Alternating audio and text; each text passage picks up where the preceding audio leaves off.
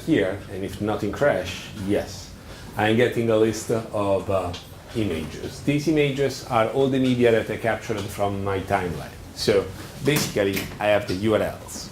Okay. Once I have the URLs, and now I need my breakpoint, the app send a request and send this request to an API that I created. Here we go. And this API, JSON string, here we go. This API, it's expecting, okay. Trust me, this is JSON. Trust me, this is an array of images. Basically, I'm sending to the API the ID of the image, the type of the image, and the URL. The API is something that I completely defined and will go into the details right away. Questions so far? No?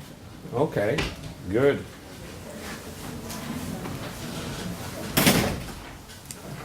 I have a question. Sure. Why Kotlin and not the natural language for Android and Java? Because Kotlin is fully supported in Android since 2017 and officially baked by Google itself. So Google said in 2017, after years that Kotlin was around, hey, by the way, Kotlin is a first-class citizen language in the platform.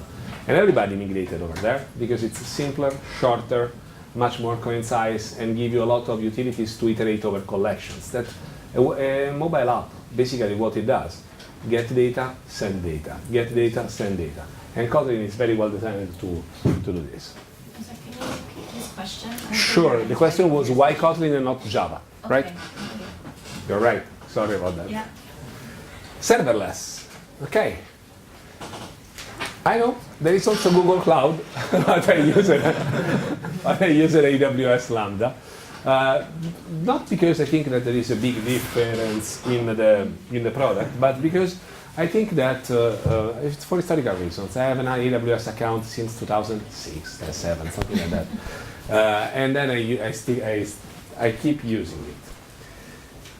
So AWS Lambda allow you to create functions and code that is completely independent from any other constraint. Basically, you write JavaScript, Node, Java, or Python. How many Python developers? Okay, how many JavaScript developers? I see. Java? Everybody writes Java. Everybody wrote Java at least once in his life. So basically, it's pretty flexible. You create your code, you define your own code, you have a callback mechanism, and your function is completely independent from anything else. So you can run whatever a kind of application, and you can define the triggers that you want. You can have every time that something changes in your storage, you can trigger the Lambda, or you can expose the Lambda through a gateway. To create a function, you simply go into a wizard, and you can specify the language. If you are brave, go with Python 3.6. I don't like Python, I was lying.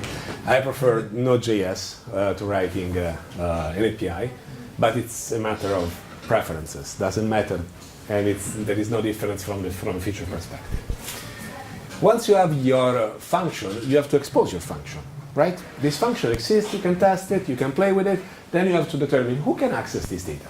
You go into the API gateway. It's another service that sits on top of Lambda that allow you to specify how the API will look like. So you can write your Lambda in the style that you want without thinking at all about the API signature and how things will be handled. The only thing you have to worry about is how you receive the data, if are you query string or post data. Once you want to create your API, you specify the name, the endpoint, and a description. The description is not mandatory, but you will forget about the API that you created along the way very easily. So add it. When you are in the next screen, you are practically saying, hey, this is my results, that is upload to, in this case, and it's accepting a post data. Then you can specify what you want to, with what we want to integrate, and in this case with a Lambda function. And once you've done this, your API, it's public. Let's go now a little bit in the details of our Lambda. The Lambda, in this case, that's not Node.js script. So I have a package.json file. The only important thing here is that you want to embed a request promise. Node.js in AWS, you can use up to Node 8.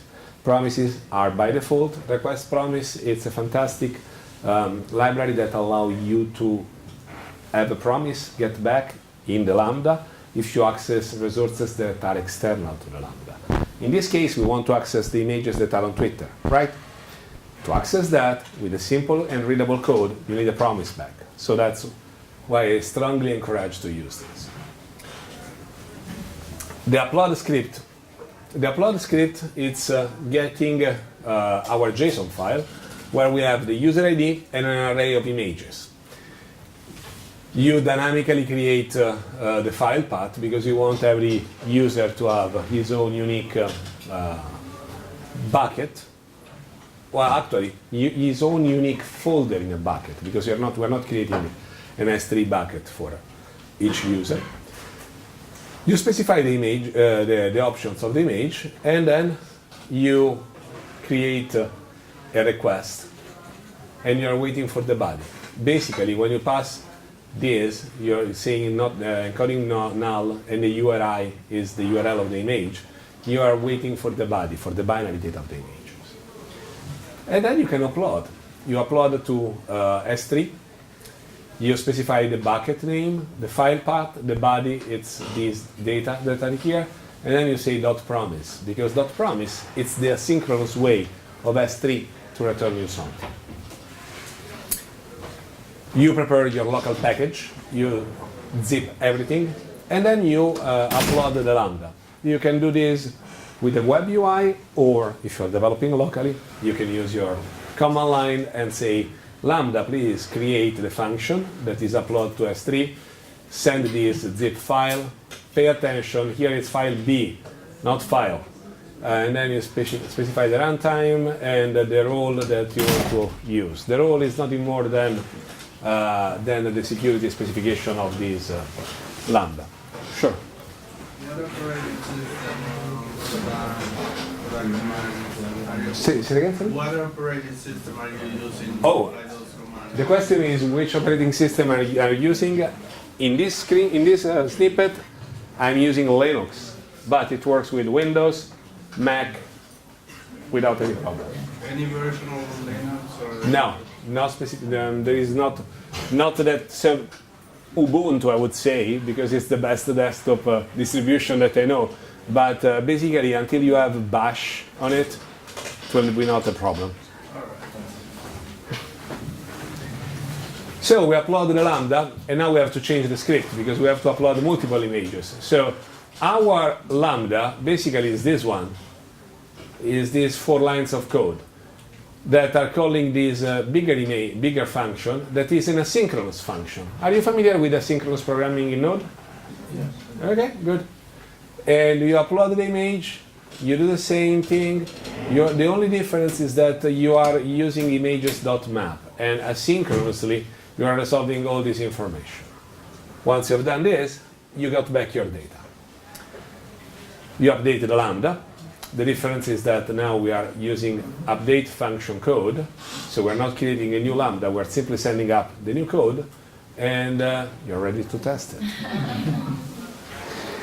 So, well, let's speak a little bit about image recognition, and then I will show you this demo. So, I use the recognition. It's another AWS service. Why? I have everything in AWS. It's easier for me to log in. But I promise to redo again this presentation with all the cloud Google services. So next time will be also comparison between the two services. In a nutshell, it's a tool that you can use to compare images, to analyze what is in a video.